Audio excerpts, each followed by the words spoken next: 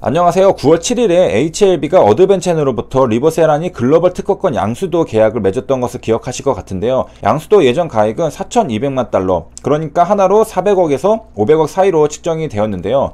특허권 같은 경우에는 눈에 보이지 않는 무형 자산이잖아요. 그래서 어떤 방법으로 가치평가를 하냐면 현금흐름 할인법 DCF, 그러니까 디스카운티드 캐시플로우 어프로치를 적용해서 하는데요.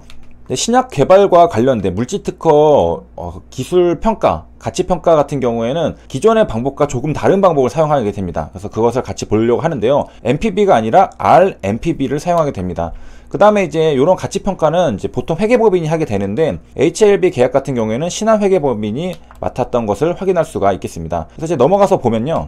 기술 가치평가라는 것은 뭐 기술평가를 하는 것인데 언제 사용되느냐, 뭐 기술거래, 투자 기획, M&A 전략 수립 등에 사용이 되는데, HLB 같은 경우에는 사왔잖아요. 그래서 기술 거래에 활용이 되었다라는 것. 그러니까 무언가 사고 팔려고 하면은 가치평가가 되어야 되는데, 특히 특허권 같은 경우에는 무형의 자산이니까 눈에 보이지 않잖아요. 그래서 가치평가를 이제 해야 됩니다. 그 다음에 뭐 M&A도 이제 많이 쓸 수가 있겠죠. 그래서 이제 가치평가를 하려고 하는데, 이제 특히 BT 기반 산업, 제약산업 같은 경우에는 순 현재 가치 NPV라고 이제 Net Present Value가 값이 너무 과소평가되는 문제점이 생긴다고 합니다. 그래서 아마도 이제 과소평가되는 이유는 다른 기술 개발 같은 경우에는 성공한 다음에 곧장 성과물을 낼 수 있는데, 신약 같은 경우에는 1상, 2상, 3상 단계로 거쳐 나가면서, 근데 아직 3상 끝나고 10판 되기 전까지는 이거는 존재하지 않는 거잖아요. 그러니까 없는 거다라고도 말을 할 수 있기 때문에 아마도 그래서 과소평가되는 부분이 있을 텐데, 이런 것들을 고려를 해야 된다라고 생각하는 사람들이 많았기 때문에 또 개발이 된 거겠죠. 그래서 이제 한마디로 기존 기술가치평가 모형에서는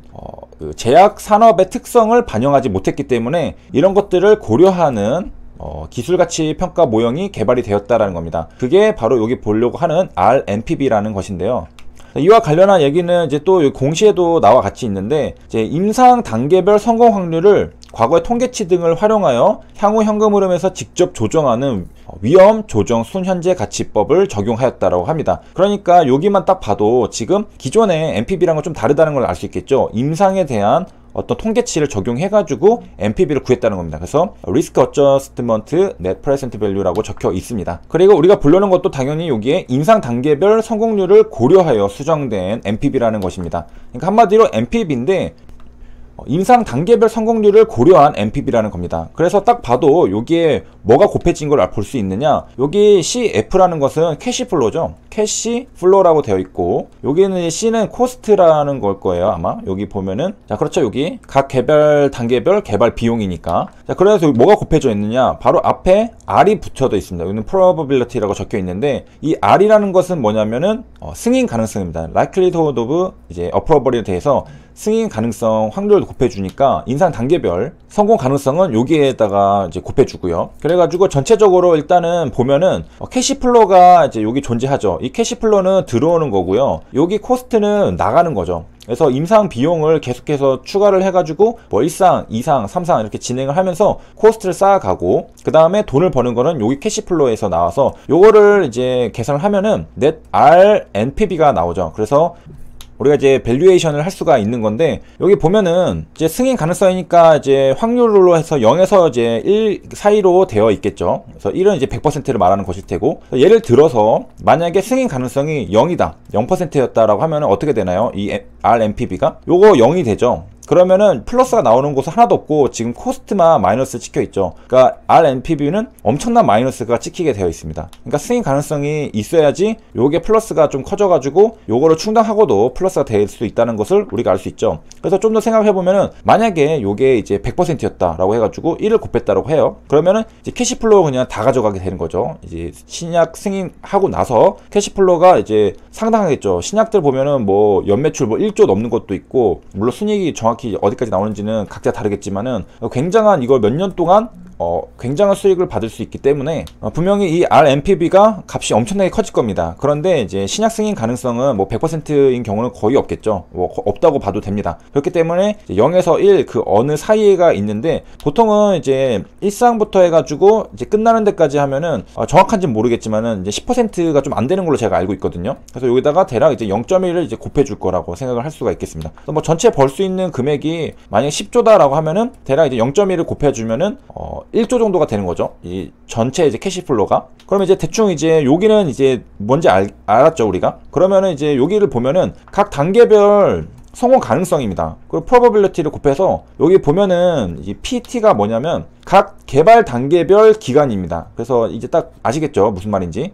그러면은 개발 단계별 이제 기간이 여기 다 있고, 여기도 PT라고 적혀 있죠. 요거는 이제 평가하는 부분인데, 평가는 그 생략하도록 하겠습니다. 그래서 이제 보면은 개발 단계별 성공 가능성을 여기도 곱해줍니다. 그래가지고 이 C는 개발 단계별 개발 비용이고, 그런데 이제 여기 프로버빌리티 부분이 조금 이제 이해하기가 힘들 수가 있는데, 요거는 이제 진입 가능성이라고 생각을 하시면 됩니다. 그러니까 임상이 이제 1상이 성공해야지 2상으로 가잖아요. 그래야지 2상에 대한 코스트가 지불이 될 수가 있습니다. 1상에서 실패하면 2상 코스트가 지불이 되지 않잖아요. 1상에서 끝나니까. 그러니까 여기 프로버빌리티는 1상에서 이제 1상의 성공 확률이라고 보시면 되겠습니다.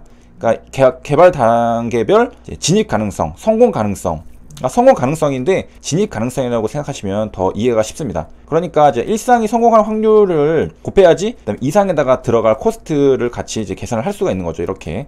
마찬가지로 이제 3상의 코스트가 들어갈 확률은 당연히 2상의 성공 가능성, 요거 2상의 성공 가능성, 3상 진입 가능성, 이걸 곱해줘야지 3상의 코스트가 들어갈 수 있는 게 계산이 되겠죠. 그 다음에 이제 또 디테일하게 볼 만한 것은 여기 보면은 요거는 이제 플러스 캐시플로잖아요. 여기 T는 특허 만료까지의 기간입니다. 당연하겠죠. 이제 전체 뭐 몇 년 동안 있겠지만은 요것들 특허 만료 기간까지만 돈을 벌 수가 있으니까 이 T는 끝이 특허 만료 기간까지라는 것을 확인할 수 있겠고요. 그 다음에 요거 A는 요거 디스카운트 레이트 할인율이고, 그 다음에 이렇게 해서 이제 계산을 하면은 이제 다 한 것 같은데 RMPB가 나오게 됩니다. 이 토탈이 나오죠. 그래서 계산하면은 나옵니다. 그렇게 해서 나왔던 게 지금 리버세라니 물티특허 같은 경우에는 하나로 대략 400억에서 500억 사이가 나왔다는 겁니다. 자, 이렇게 해서 이거를 이제 알아봤는데, 이거를 이제 굳이 해야 되나라고 이제 생각하시는 분들도 있을 텐데, 이제 HIB 주주님들 중에서는 이걸로 이제 각자 그 신화회계법인이 이제 가정했던 이런 뭐 캐시플로나 코스트 이런 것들의 프로버빌리티 동의하지 않는 분들도 계실 수 있거든요. 그래서 각자 숫자를 넣어봐가지고 계산해 볼 수 있는 그런 능력도 가지고 있으면은 굉장히 도움이 많이 되겠죠. 그래서 뭐 흥미가 있고 시간이 되면은 이제 한번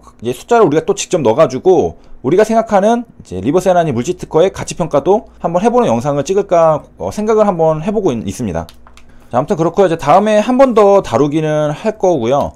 자, 이렇게 해가지고 지금 그 DCF 그 중에서도 이제 여기 RMPB라는 방법을 통해 가지고 이제 계산을 하는 것을 우리가 직접 해봤습니다. 여기서 인상 단계별 성공 확률을 과거 통계치 등을 활용하여 RMPB를 했다고 하는데, 우리가 했던 게 똑같죠. 그래서 이 확률을 곱해줬다라는 점. 그 다음에 이제 내려가서 보면은 결국에 모든 게 다 이제 확률이 들어가죠. 인상 성공 확률, 뭐 PS라고 줄여서 Probability of Success라고 해가지고 이거를 통해서 계량화 해가지고 향후 매출액도 추정하고 그랬다라고 하는데요. 그럼에도 이제 근본적으로 이제 확률에 대한 이제 불확실성, 성공 여부에 대한 불확실성이 있다. 뭐 인상 통과, ND, 상업화 등의 단계 통과 여부에 따라서 요 가치 평가가 달라질 수 있다라는 것을 또 얘기를 해주고 있습니다. 그래서 여기까지 시청해주셔서 감사합니다.